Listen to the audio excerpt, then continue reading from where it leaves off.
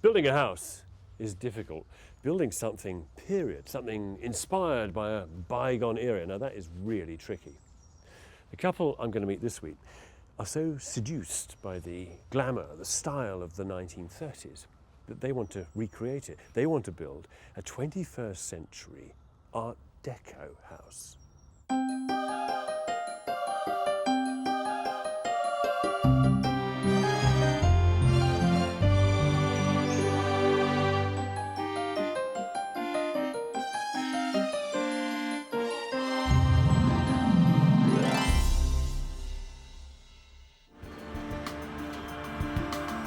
Andrew and Helen Berry both work as pilots for British Airways.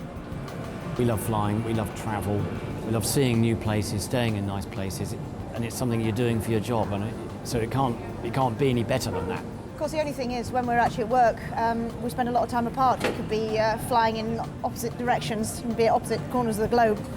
It really brings home into focus, because it is where we re-establish ourselves each time we come home. Andrew and Helen had been living in an old house in Guildford for the last 5 years. They've just demolished it and moved in with friends while they create something much closer to their hearts. Hello. Hello. How are you? Welcome. Very well. Thank you very much. How are Good to you? meet you. Yes. This is your site. And you started. I mean, you put in foundations. Yeah, we couldn't quite wait, really. So what is it you're going to build here? It's going to be an Art Deco house, really, but a sort of modern Art Deco house. Totally Art Deco at the front, curves, lots of glass, lots of big Art Deco windows. You will see some of the Art Deco features from the front brought round to the rear of the building, but then you get into more of a modern interpretation of the building with bigger windows.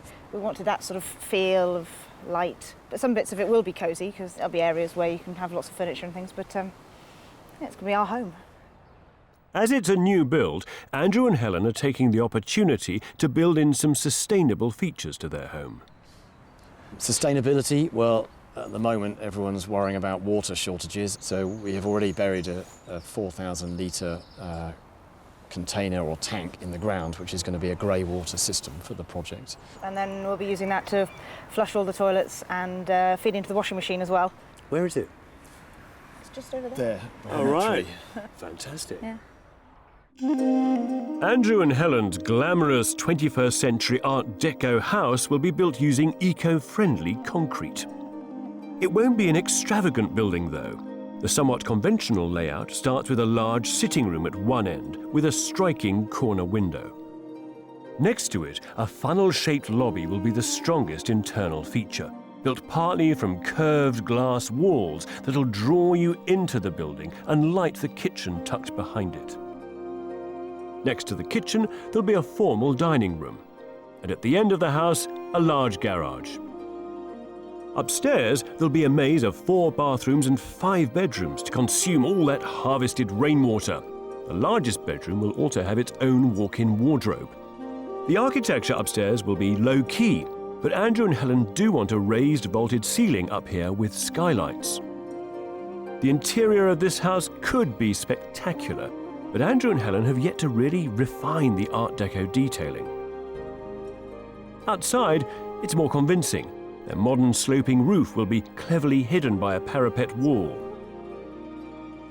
while a stepped detail will crown their glamorous Art Deco facade. Underneath, a long, narrow window, flanked by decorative tiles, will represent something of a signature airplane motif. This will sit above a dramatic, very 1930s curved porch.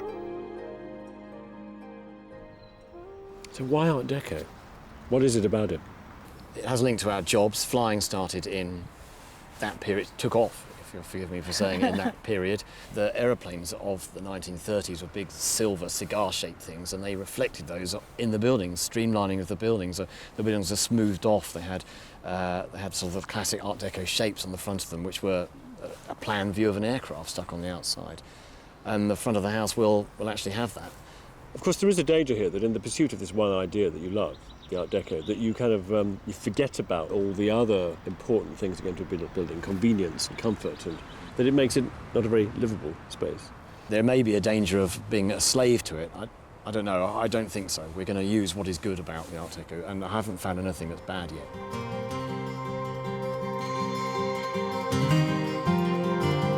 Art Deco grew out of something else, another movement, modernism. Buildings like this were being put up all over Europe after the First World War, and they are typified by plain, simple walls, straight lines, flat roofs, no decoration at all. This style is functional, it's almost brutal.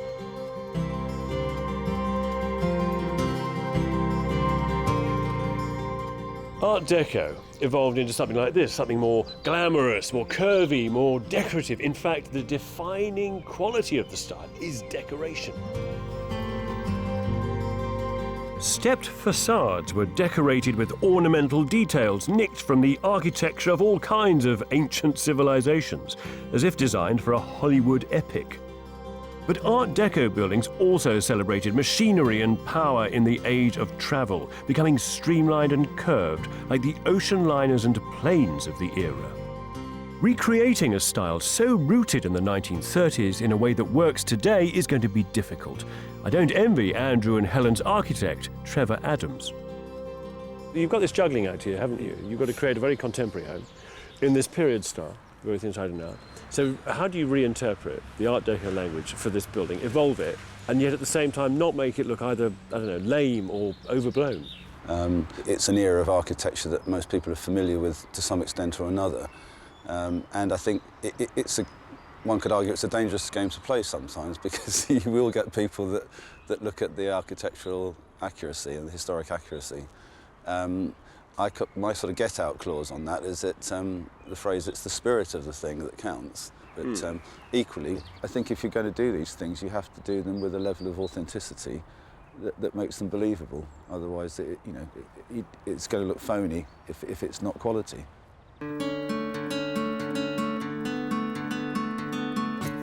To achieve the high-quality finish that this house will demand, Andrew and Helen have budgeted £340,000 for construction, and they hope to have finished in 9 months. Their builder, Alan, is an experienced project manager, and he and his team of skilled tradesmen are going to have to rise to the challenge of building in Art Deco style. Unlike 1930s Art Deco buildings, their modern version is being built with new, lightweight concrete blocks that are much easier to handle and lay than traditional blocks. Well, I was only here yesterday at 3 o'clock, and this window and that whole area wasn't even done, and here it's finished. Well, nearly. So it's quite nice. You see progress that quick. The best thing is the fact that we've now been able to see the curves start to come out, which is really rewarding. You know, getting this period detail thing right is really, really tricky. To stop this project from looking like a sort of dry, dusty academic exercise, or on the other hand, worse, a kind of weak, insipid attempt, Andrew and Helen have got to pour their hearts and souls into this build. The success of this project will stand or fall on the quality of the design and the quality of the detail.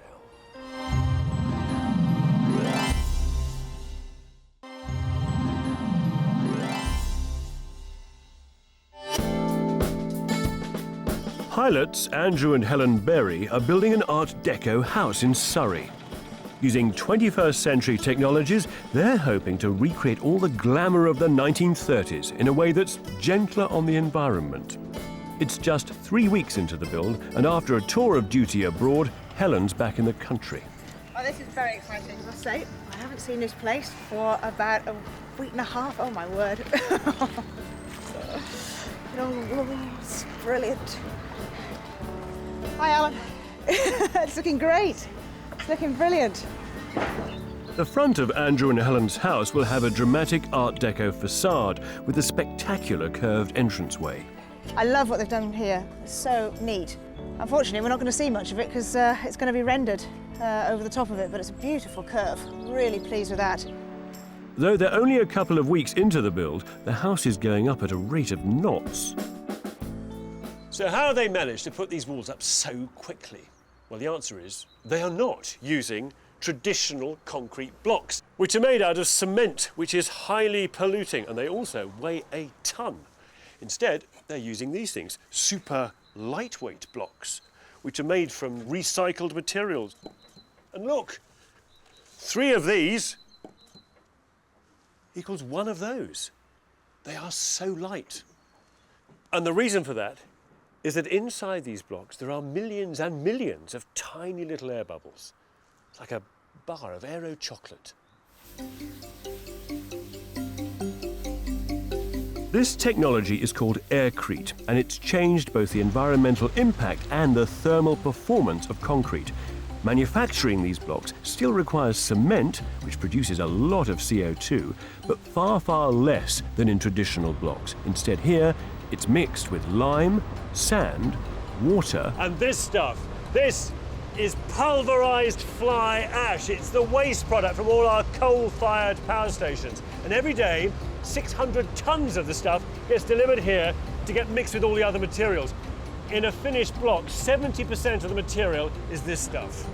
Waste. The active ingredient is a tiny amount of aluminium, which when it's heated reacts with the lime to create millions and millions of tiny hydrogen bubbles. This is just like bread making, really. All the materials get mixed with water, then they're allowed to rise, and then, over there, they get baked in a moderate oven for 12 hours. And as with bread making, heat catalyzes the process and sets the blocks solid. You know, for me, the thing about these blocks is not that they're lightweight and that they're easy to handle, but that they have in them 1/3 of the material that you would find in a conventional concrete block, thanks to all that air. These are light on the planet.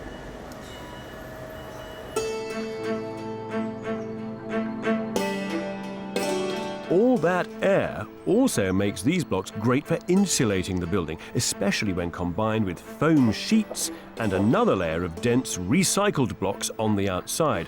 This is a much more thermally efficient home than its Art Deco antecedents.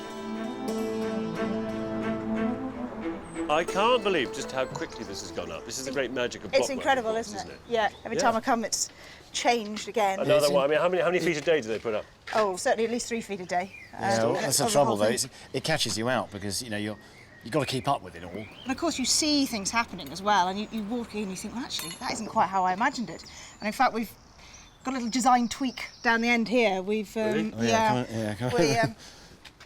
We've designed this lovely curved wall here. Yeah. And basically it's meant to match the one on the other side, which is going to be glass bricks. Yeah. So that would have been glass bricks, this would have been plain plaster's wall. But we've realised that it actually would look much better, far more symmetrical, to have this glass bricks as well. Well, I guess, I mean, at least you'll end up then with 2 perfectly symmetrical walls. Absolutely. Both with glass bricks. That will look very Art Deco. It will look lovely. It will look very Art Deco. And of course it'll transmit the light into the lounge as well. So from this side, Andrew and Helen are just beginning to engage with the design of this project. What they lack in forward planning, they're making up for with enthusiasm. It's so exciting. I'm just loving every second of it. I come here and have a massive grin on my face when I walk in. Yeah, it's just wonderful, absolutely. Yeah, you're on a real high today, aren't you? Oh, why? It's just seeing the dream come alive. It's and I want to get back here as well. I love being here. I've loved living here, and it's becoming a reality again. We can come home. Is it fanciful of me to think that, given the job you've got, you spend so much time travelling, that the idea of home is consequently, therefore, a fixed place is much more important? Very much, very much. Yeah, definitely. It's a very strong link, the home link. It's a very strong link for us because of the travelling. Well, I guess, you kind of zoom around the world in different places, flying around, and then you come back, and there's a kind of point at which you both walk in the front door or see each other for the first time, and you both sort of relocate almost. And we do have a rule: you come home and you unpack the case, and you put the case away. You don't leave the case ready to go for the next trip. So you're actually at home. When you're at home, you're at home. Home is such a refuge for Andrew and Helen. It's really important. It's right for them. But already they're facing compromises. There have been a few discussions about how the roof is going to be made. We've got a hallway upstairs, which we wanted to be open to the roof to give us some natural light in the hallway. But the company that's making the roof, they're having a little hissy fit about that actually at the moment. They're sort of saying, oh, we can't possibly do that. But I think they can be persuaded. The problem is, it's only at this late stage that the roof manufacturers have been consulted about the vaulted ceiling, and they found a problem. The reality is that once the truss manufacturers had looked at that option, they came back and said that unfortunately it was almost impossible to achieve because there was no ability to join the roof together structurally. At the heart of the matter lies the pitch of Andrew and Helen's roof. To give themselves some extra headroom upstairs, Andrew and Helen have always intended to have a high vaulted open ceiling underneath a little shallow pitched roof that they wanted to build behind the parapet. Now the trouble with pitched roofs is that they want to do this. And to stop it from pulling sideways, you then need to brace across the triangle between the two pitches with lots of struts, which means that Andrew and Helen's void is going to be actually a big, clumsy, triangular space full of timber, which is not what they were expecting to see.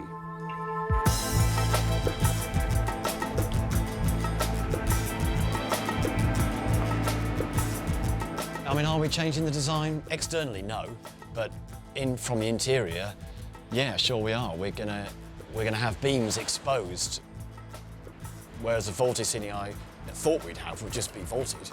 I'm not an engineer, I didn't realise we couldn't do that. Therefore, what we're going to have are beams that are going to be exposed. But I think they're going to be a positive addition. I think they're going to look good. These beams will bring more height and light to the first floor corridor and master bedroom, but they come at a cost. These joists you're putting up here, you will see this. I mean, the whole point is that in certain of these rooms upstairs, you'll look down the room and you'll see this series of beams. Well, I like them. The carpenter said to me yesterday, he said, oh, yeah, you just box them in, Andrew, box them in with plasterboard. Yeah. I said, oh, well, I really like them, though. I don't really want to do that. The thing is that, I don't know, varnished plywood beams with bolts through them isn't very deco, is it? I mean, it may be very nice and beautiful to look at, but it's certainly not authentically 1930s. No, it's not. It's not. I thought you were going to have, I don't know, Art Deco mouldings, you know, maybe an elevated ceiling here and there. You know, that you, in a sense, inside it was going to be almost a faithful reproduction of a 30s interior. Yeah, I mean, the trouble is, we've been very fluid about how the inside was going to appear. I generally say when we started building the foundations, I had no idea what we would do inside the house. No, we've had quite fixed ideas about the outside, haven't we? Yeah. And we've always some of the main features, the curves, the glass blocks, things like that. But the rest of the house is just sort of evolving as we build it, really. The real danger here is that in this fusion of Art Deco, modernism, and a 21st century reinterpretation of it, that you end up with a pig's ear, that it's not any one of these things successfully. I think this is such a new thing that we're just going to have to suck it and see. Helen and Andrew clearly haven't really thought through the implications of building an Art Deco house. They see it almost as an exercise in building a facade.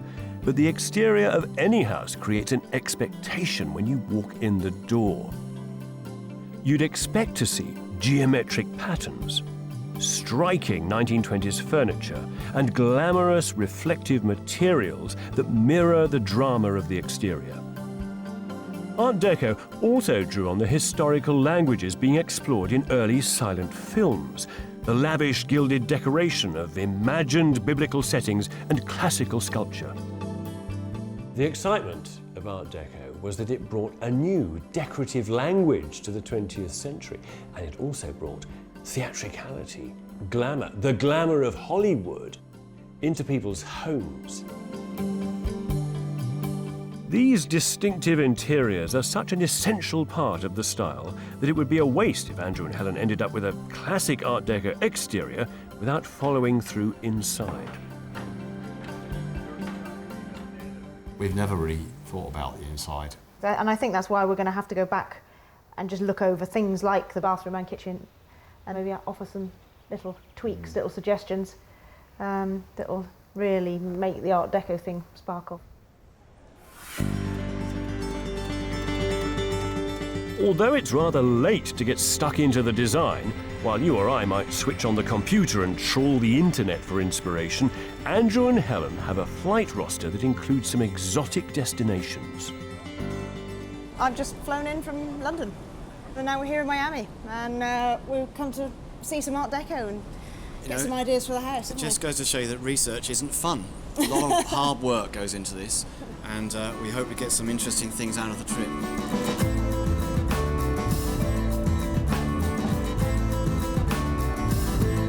Miami Art Deco is famous for its use of vibrant colour and bold, streamlined shapes. I love Look at the top. that middle detail there. Although the style began in Europe, nowhere embraced it with more enthusiasm than America. We're trying to decide what to put on the front. We've got a detailing on the front of the house, and just seeing these colours here today sort of makes it come alive, and you think, well, actually, I love the turquoises and the blues and things, so I think we're going to try and use those sort of colours on the front of the house. Yeah, it's very subtle, isn't it? It's very small, very subtle. A few blocks behind the theatre of South Beach are hundreds of smaller residential houses, much closer in scale to what Andrew and Helen are building. Oh, look at the light switch. Because we haven't really done wall lights, have we? I think perhaps we need to look into that. Beautiful dining room, isn't it? Yeah, it's fantastic, isn't it? I am, however, being drawn to these amazing tiles here. Look at this. How classic is that? See, I think the black works really well with this nice green colour. It's made up my mind we're going to have black tiling in the bathroom. Wow, look at that. Oh my goodness, look at that arch. Oh, whoa. Whoa, that's brilliant, isn't it? Yeah, that is. Well, you know, it's the sort of thing you can only do when you build a place. Yeah, I really like You can't this. fit that again. I really like this archway. Stunning.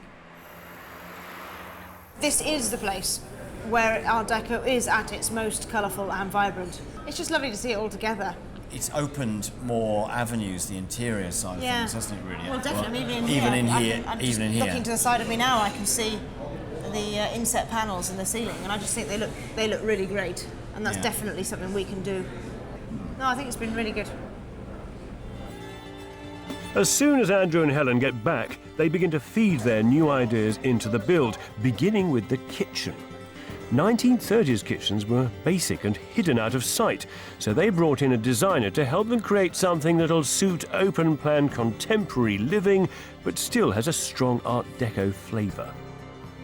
Following the themes that I've researched on Art Deco, they use an awful lot of burr timbers. Right. Very wild veneers. So if we take something like burr poplar... That poplar, is it? Burr poplar, yeah. It's the tall, thin Wow. trees. But it's the base of the tree. Crikey. But it's very, very heavily figured. Yeah. So we're going to make a real statement with the main timber. In a lot of the Art Deco things I've seen, they're using blonde timbers. Yeah. Decorated and finished off in very dark black ebonies and walnuts. The finished product is going to end up looking like this. Blimey. So it's completely different. Wow.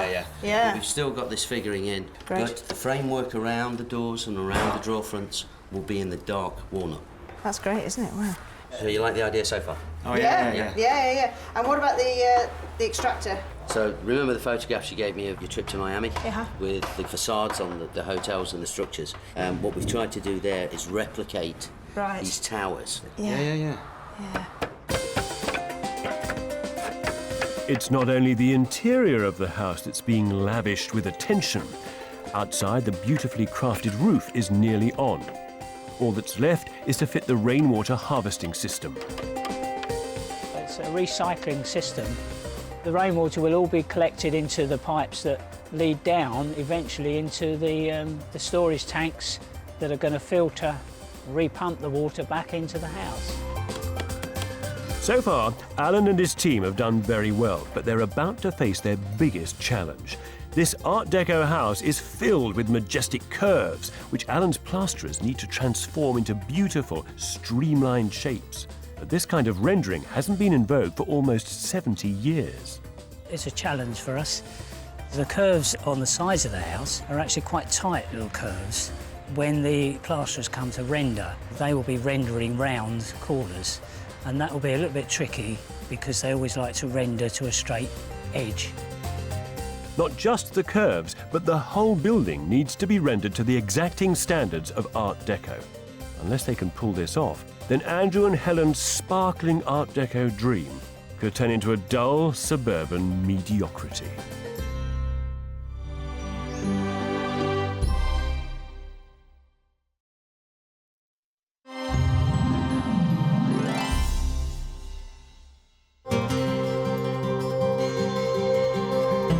In Surrey, pilots Andrew and Helen Berry are recreating an Art Deco home in an environmentally sustainable way.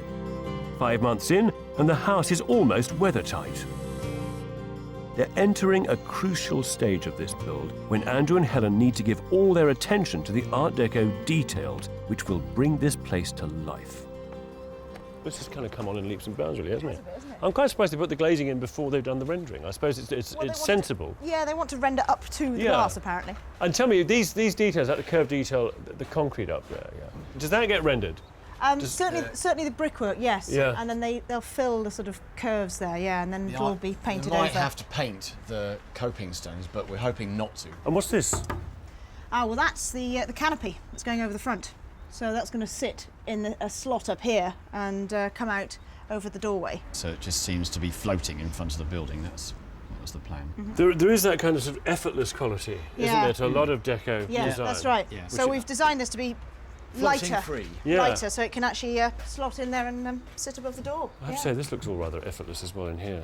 Yeah, it sort of funnels you in almost, doesn't it? absolutely. Yeah, it's a nice welcoming hall area. It's beginning already to kind of become an elegant building, you know? So, yeah. Tell me about these windows, though. They're double glazed. Yep. They are metal, they're not... They're aluminium, yes. The company we've used told us what the proportions should be for the windows upstairs, the sort of Art Deco ones at the front, because they've been commissioned to replace Art Deco windows in original Art Deco buildings. On listed buildings. Yeah. So, and you can get steel double glazed windows still, but they're really, really expensive. And when you look at these aluminium ones, I don't think they could be any better. It's going to look grand, isn't it, eh? Yeah. All these sweeping curves. Yeah. As this house takes shape, Andrew and Helen are becoming more and more confident about their ideas. At the top of the facade, they've decided to incorporate some inspiration from Miami into their airplane motif. So this is the turquoise glass tile, and this is going to form the wings. There are going to be several of these set in the render across there. We saw these colours in Miami and just absolutely loved the turquoise blue, and I just think that's such an archetypal Deco colour. So you've got a date stone below it, black diamond, these wings, and the fuselage, as it were, of your aeroplane, which is going to be the black window. And above we're going to have a sunburst. It's a semicircle. Raised. raised. Yes. So we've approached a guy who's going to carve it from granite. Stonemason. Original Art Deco style celebrated high-quality detailing and craftsmanship. So it's good to see that Helen and Andrew are employing their own experts. Well, this is the Chinese granite for the sunburst design for the house. The idea is a centrepiece. Basically, this sits in there at a raised level to the rest of it. The actual rays themselves milled out to different levels, and the idea is once it's up onto the wall at the front of the house, and the sun will hopefully catch different shadows. And that's the idea of it.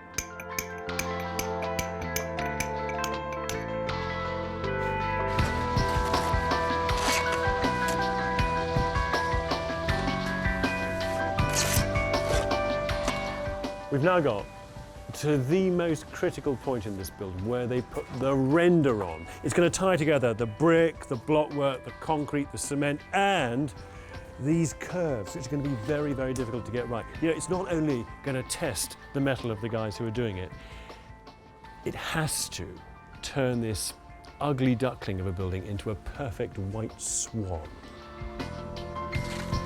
Getting the render absolutely smooth and faultless is so crucial that Alan has drafted in 2 specialists for the job.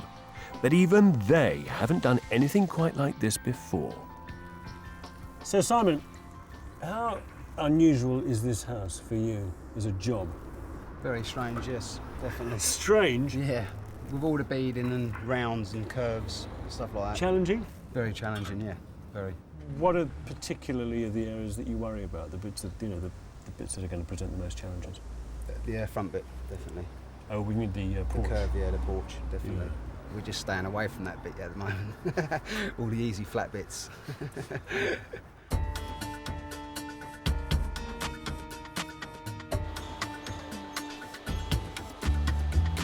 Up in Nottingham, Joe and his team of cabinet makers are pushing ahead with their interpretation of an Art Deco kitchen.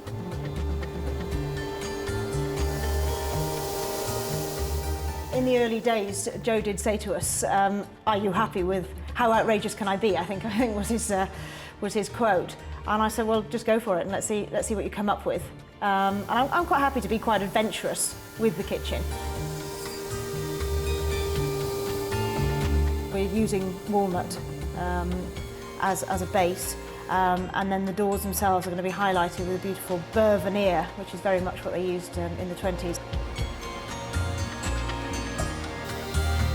A lot of curves. The units themselves, there'll be internal curved doors that'll be nice and sinuous. It'll just flow around the kitchen, I hope. I think the whole thing's going to be quite dramatic. I can't wait to see the thing in place. Yeah, it's going to be a major feature of the house, definitely.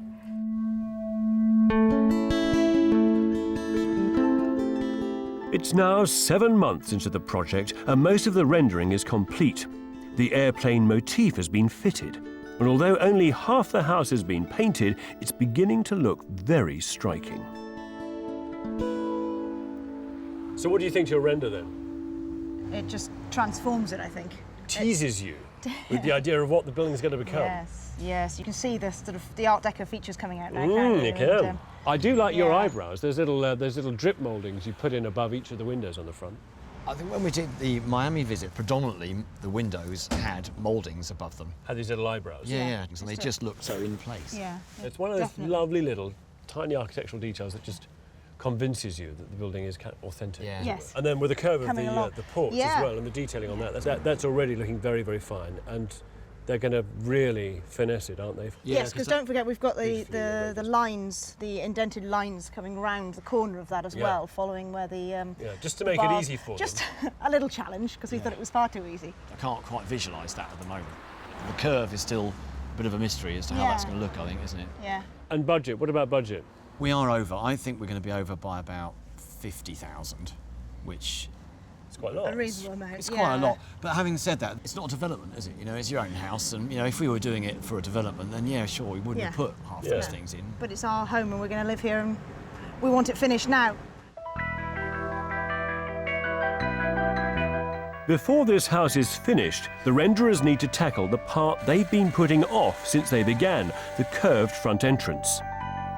Wooden templates or bands are fitted down the length of the wall so the renderers can create a smooth, consistent curve that'll hold its shape. I have to admire Alan and his team. They're trying to recreate techniques that haven't really been used for 70 years. No small challenge.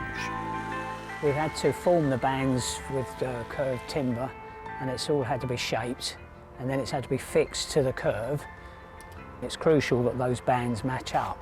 It's been a major problem to be solved for us here because none of the workers have actually done that kind of curve before.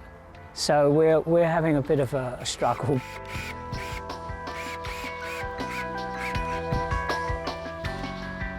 Only when all the templates are level and perfectly lined up can they begin to render the curve. As the exterior moves on, Andrew and Helen begin to think about furnishing the house. They've become so fired up about getting the detailing right, they've driven halfway across the country to buy some original Art Deco furniture. The veneer is good, isn't it? I mean, it's all about how they match the that's veneer. right, yeah. Some of it's absolutely perfect, but there's a few blemishes where it's come there, look, Yeah, I can see that. just there. It's a beautiful table. Look bloody nice in our dining room, actually. Yeah, I think so. One side cabinet. After falling out of fashion, Art Deco furniture is now very much back in vogue, so finding a complete set in good condition is rare. I think we'd like to make an offer. So if we said 1,500 quid, No, I want £3 grand. Right. Nothing less. We're not going to be able to do that. That's okay. If we could agree somewhere, well, closer to 2, then I think we could have. No. It's too low. So, Ellen. Thank you. Oh, it's a shame, hon. Yeah. Sometimes you need to know when to walk away. Come on, make me a bed, proper bed. Else this has been our waste of time. Our cut-off is £2,000, really. I mean, we said there's no way we can go over that. Right. You know. £2,050. You got the last laugh, haven't you? All right, all right. No, buddy. Let you get away with 50 quid. Thank you. Back on site, they're building up the render layers on the building, finessing the last coat. Inside, most of the rooms are painted. And with the lighting almost in, the place looks very different. Andrew, how many lights have you got in this room? Not enough. Well, quite a few, but I don't know. I don't know how many. Looks like somebody's shot at it. Dozens of them. And they're arranged in these these lines all over the place. What's that about? Well, it's kind of an interpretation of one of the hotel we stayed in Miami on the beachfront had this set into the floor. It had lines, and this one line went off to reception, one line went to the lift, one line went over to the concierge desk. And you'll have connected to this presumably because in your job. We follow lines. Exactly. So this is your kind of runway. You could use that word. Through the house. Well, you obviously have some difficulties. It's a runway because it's a white light, so it has to be a runway. So yeah, the runway leads you into the house and to all the relevant parts of the room. I know that part of the agenda for this house is you trying to build something which has much less of a carbon impact than it would otherwise have. And that's partly to do with you being pilots, the job you have. But on the other hand, you have got 83. Yeah, well, I'm not, all burning electricity. Yeah, I'm not going to convince you that it's a good idea to have 83 lights in your lounge, because it's not. But at least we're putting an effort in to make it a balanced way of doing things.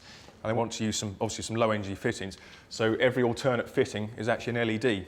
I've got one here. So this is like a halogen. Exactly like a halogen.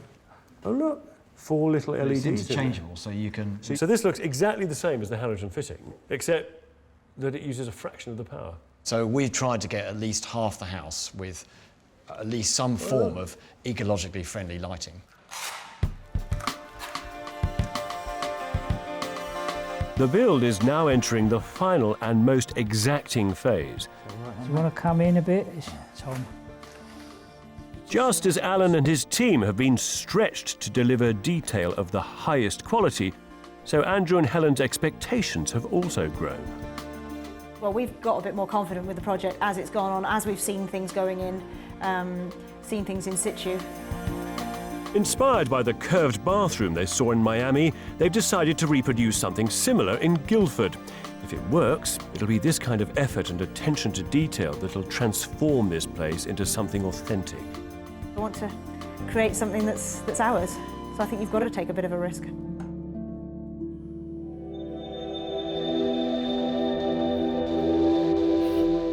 Outside, in patchy December weather, the plasterer has begun to tackle the last hurdle of the build, putting the last coat of render on the front entranceway. Everyone coming in or out of the house will see this, so it has to be perfect. We do need good weather for rendering, not only just to put the renderer on, but it needs to dry in a set time as well, so you need to work it as it's drying. If you've got a cold, damp day, then it's pretty impossible to get that render to work how you want it to.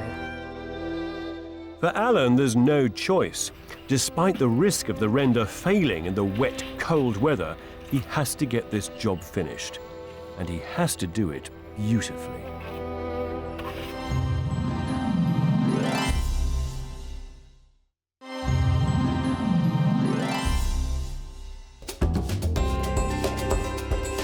It's 11 months since pilots Andrew and Helen Berry began building their 21st century Art Deco house in Surrey.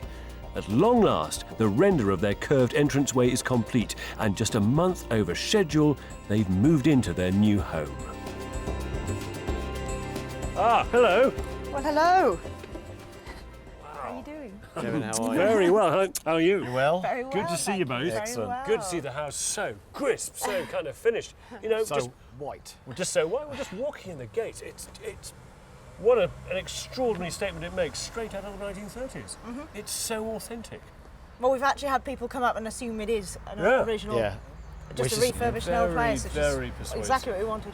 Really is. You see, now that is so sharp, so kind of crisp. It's beautiful, isn't it? They've put so much work into that, and it was. We weren't sure if it was going to work, but it has, and we're so pleased with it. The lines, Yeah. the cleanness of these lines had to line up with the bars and the windows. They had to. crucial. No, it's very exciting there. Anyway, how's it indoors? Fantastic. How's the runway? Do come in. Go in. You are cleared for the fridge. In keeping with the bold exterior, the entrance hall is quite dramatic, rather Art Deco.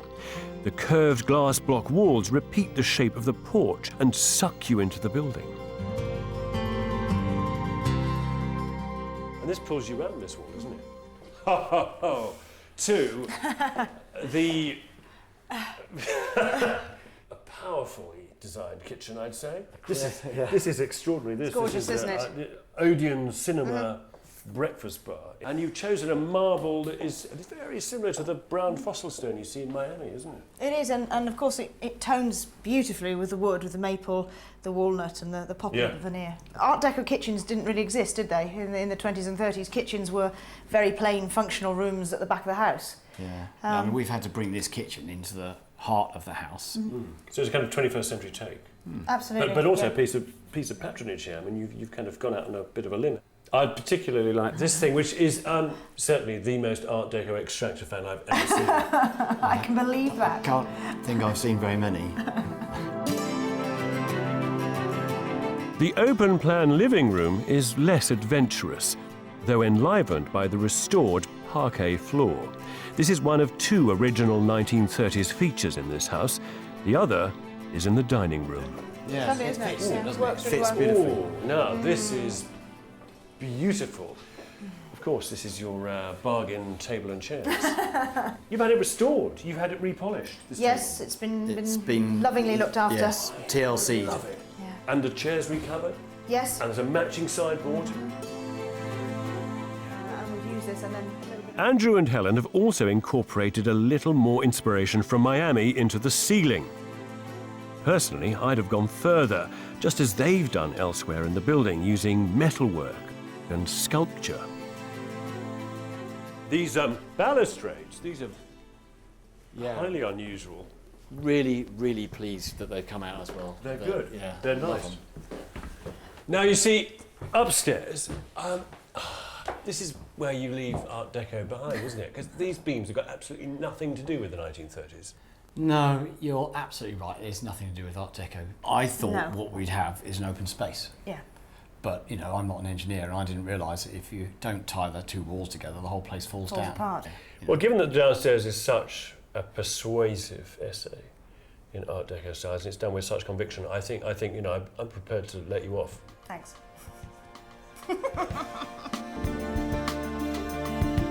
The upstairs spaces are very conventional and plain. The monochrome schemes seem more modernist than Art Deco. But there are occasional Deco touches, and the period-looking skirting board is in fact a continuous radiator. The repro aluminium windows also look authentic. Oh, this is your Miami bathroom. It certainly is, yeah. No, Miami this has worked inspired. out very nicely. There are some really nice things. I like those. That's very, very 1930s, all that black. And this ensemble is terrific. I think that strikes a really nice balance between the 30s language and this kind of modern slick, you know? I think it works. We've sort of brought it up to date, really. Yeah, exactly. And very, very successfully. Andrew and Helen have built a hybrid here that mixes modern technologies like super efficient insulation and lighting, rainwater harvesting and solar panels with a grand facade and some persuasive period details from the 1920s and 30s. In places, it's utterly convincing. I'm quite interested in the idea that this house is on the one hand, very 20th century. On the other hand, it's also very 21st century, isn't it? I mean, it performs in a much more kind of efficient way than, say, an Art Deco house. And that's important to you, isn't it?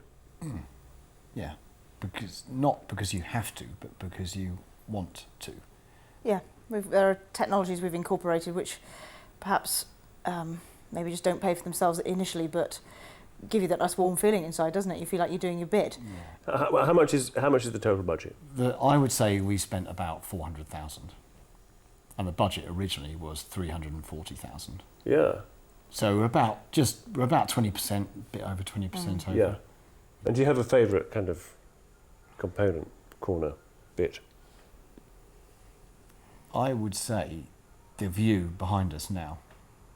For me, you've not only got a lovely kitchen, but now it opens out to the rest of the house. You can entertain. Your friends, family can come along and live in the house very easily. It's been a bit of an adventure, hasn't it, for you? Because you started out really with not much clue about what you're going to do inside this building. I mean, the project has evolved hugely. We embraced the Art Deco theme, and we got more confident in what we liked and what we could achieve. So yeah, things have evolved as we've gone along. There are things that I would say that you need for a project like this. One, you need months or years of planning and thinking about it before you even start doing it, which is kind of what we did with the outside but not what we did with the inside, hence some of the compromises we've had to make. Then you need to find a team you can completely trust and empower them to do the job properly. There was a challenge, wasn't there, laid down with doing this, which we may not have realised right at the beginning, and it's a challenge that, without exception, everyone rose to. I think you've got to be quite brave to create something like this, and I'm glad we have been brave.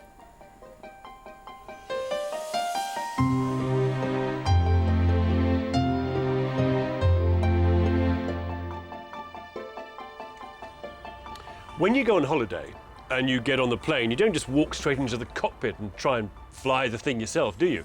Which makes it seem vaguely ridiculous that some people try and project manage their own builds.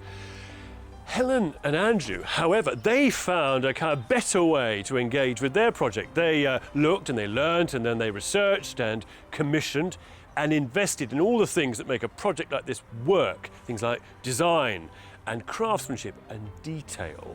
And as a result, this place is not some slavish, dead copy of an Art Deco building.